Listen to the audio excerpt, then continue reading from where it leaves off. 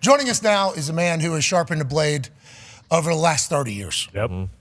His record currently at the University of Alabama is 201 wins and 28 losses. That's pretty good. Is that good? I think so. 7-time national champion. Ladies and gentlemen, a man whose team is in the college football playoff. Sorry about it. Head coach of Alabama, Nick Saban. Yeah! What's up, guys? Coach, how we doing? Where are we today? This isn't the standard office here. It's not standard. We're recruiting, so we're in Chattanooga, Tennessee. Just got here in the FBO and looking forward to visiting with you guys. Well, we appreciate you taking time during your travels. So this is real. So college football. We're coaching football, and then when we're not coaching football, we're on the road recruiting. You're the greatest of all time. I assumed that you'd be able to FaceTime, Zoom, not have to be. You're in Chattanooga, Tennessee. Let's go, Coach. Still got the fastball. Yeah, got to do it, man. I learned a long time ago that I wasn't great at coaching bad players to play good. So the key to the drill is getting good players. So that's why we're here. Okay. Well, we hope that your hunt in Chattanooga, Tennessee is a fruitful one. And if anybody was to have Coach Saban walk into their school and be like, would love to have you on the out, how would you say no to that? I mean, I hung this thing up as soon as you signed it. I'm 36 years old. So anyways, let's move along here. Coach, you have the opportunity now because your team is SEC champions. Congratulations. Yeah. Congrats, Coach. Well, thank you. I appreciate that. You have the opportunity now to continue your season. And there's a new goal or a goal that you've had all along, but a new focus, which would be another national championship for yourself. There's been a lot of conversation about this whole thing and your team making it in there. Have you heard that? Do you have any opinions on it all? And how have you addressed it when other people have asked about it all? Well, my responsibility and obligation is to our team. So I did the best job that I could to promote what we've been able to accomplish and winning, 11 straight games or whatever, beating the number one team in the country in Georgia.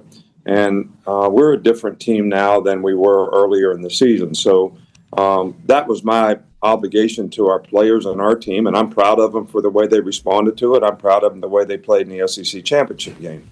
But everybody needs to understand, and my phone's been getting blowed up from people who didn't get in, as if I'm responsible for that. Look, we've been on the other side of this. We've been on the outside looking in. We've been the team that didn't get in. We've been in the fifth place team. So we kind of know how it feels. And I actually feel bad about it because there really are a lot of teams this year who could make an argument to say we should be there. And I get that. And I feel great for our team. Our team's worked hard. I'm glad they have the opportunity to do what they have to do, play another number one team in the country in the Rose Bowl. That's a great opportunity. They worked hard for it. But I also have compassion and feel bad for the teams that have an argument to get into playoffs that didn't. It's a tough setup. Power 5 is how they describe it, and there's only 4 spots. So it's a flawed system to begin with whenever it comes to potential fairness of champions. We're all happy to get to 12 team next year. I think you've had different thoughts and opinions on it all, but I think people forget that maybe you were a team that was left. Nick Saban, because literally your name is a lot of the. You think they're going to leave Nick Saban out of the college football play? It's like they have. That seems to get forgotten about. So I appreciate you handling that like an absolute gentleman there, Coach. Go ahead, AJ. Coach, I'm curious about your schedule as far as your prep. Does it change anyway now that you're hopefully going to be playing 2 games compared to maybe the old system in BCS when we're just eyeing 1 game like a national championship? Really, I think the first game is the most important because there's always a different. How many days do you have between games? And this year it's a 7-day turnaround. But initially, when I was younger as a head coach, I think we probably tried to practice our way to the game, which meant we had intermittent practices while we were recruiting and all that. And what I've kind of learned through the years is the best way to do it is have the players work out, have no, sort of technical practice type things. And then when you start to practice and get ready for the game. So we'll have 7 practices before Christmas, take 3 days off, have a regular week when we get to California. And then we got a 7-day turnaround this time. And, when we played Clemson, when we played Oklahoma and Miami, I think in 2018, and then we played Clemson out there, it was really tough. It was like a 9-day turnaround, but to get back from Miami to be in Tuscaloosa for 3 or 4 days to fly to California. So we learned a lot from that. And hopefully we'll do a little better job of getting ready for this game, flying to the West Coast than we did for that one, because we didn't play very well in that game. I saw you talk a little bit about, growing up in the coaching ranks in the Big Ten, so the Rose Bowl obviously you hold it in high regards and everything like that. This is a huge, massive game in the Rose Bowl. I mean, the college football playoff the games are going to be huge. Yeah. It's going to be a lot of. Are you telling your team this is just like any other game? And what are you relying upon from like the last 11 games, more specifically the SEC championship, going into these big ones with how you're talking to your team? Well, I think our team still has a lot to prove. There's a lot of naysayers out there that think we shouldn't have gotten the playoffs. So, we have an opportunity to prove that we have to do that. And I really think that they know they're going to be playing a really good team. They just played the number one team in the country. They're going to get the opportunity to play the number one team in the country again. So I think their expectation of the quality of player that you're going to play against, what you have to do to prepare to play against that player as if he's going to be the best player you played against all year, is kind of the mentality that we used in the past. And I think it works in this scenario as well. So they know what the challenge is. And hopefully the key to the drill is to be able to focus this passion that you have and this energy that you have into positive execution. You got to have confidence and believe in yourself and trust and respect and your ability to do it, but also your teammates. It'll catch up.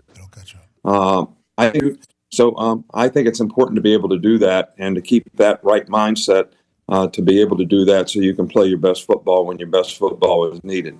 Yeah, and you've only gotten better this year. I think that has been the big conversation about the Alabama team is it's like every week you see actual growth. And it's like, here's the buzzsaw.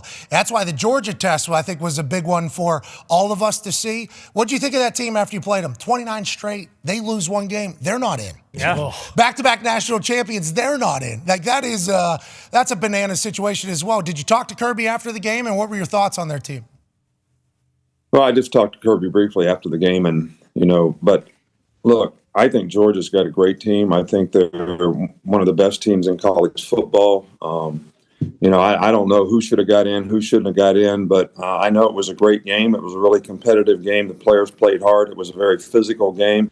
It was the kind of game that if you're at Georgia or Alabama, that, that's why you came there to play in games like that. So it was a great venue, the SEC championship game. So, I'm proud of the way our team competed.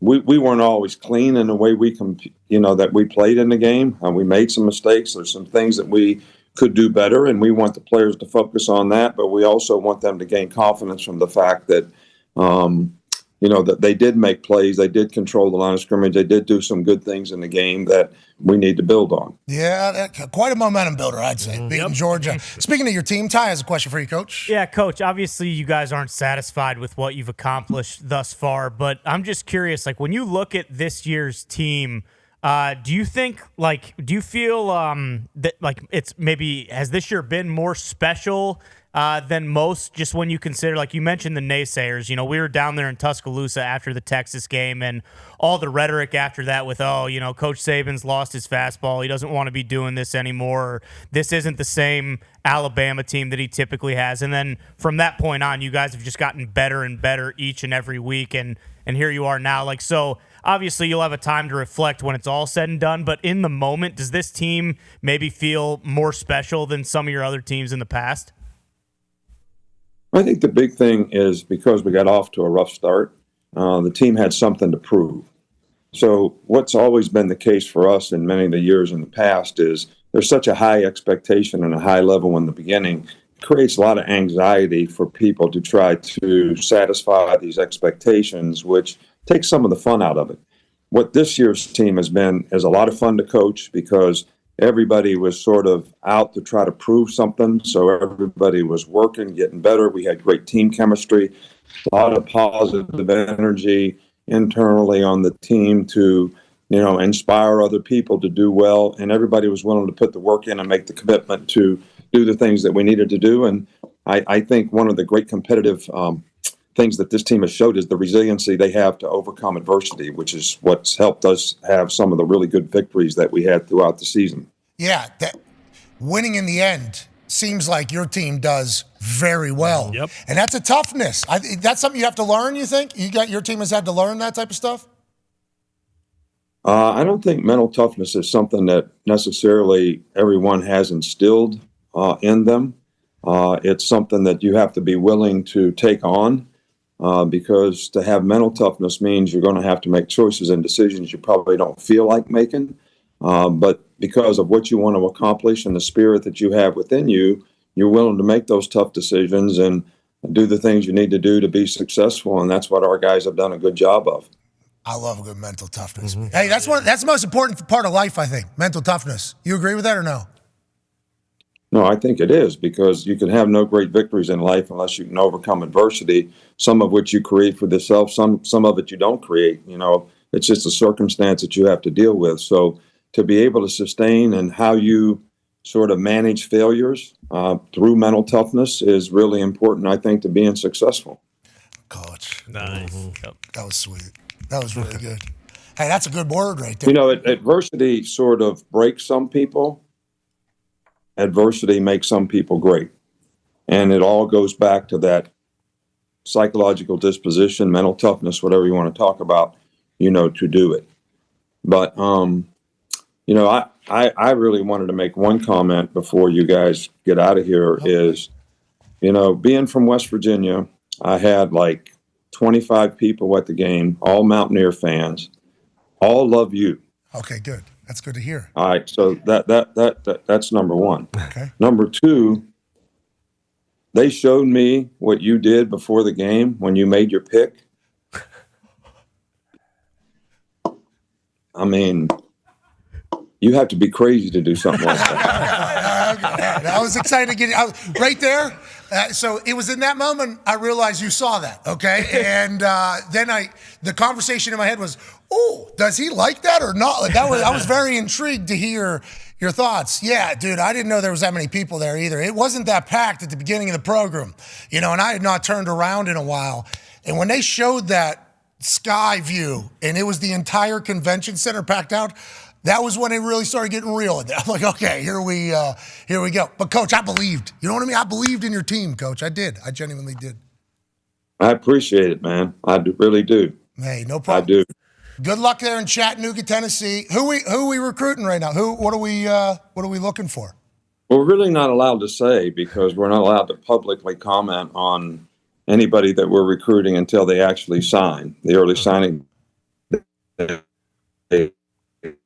December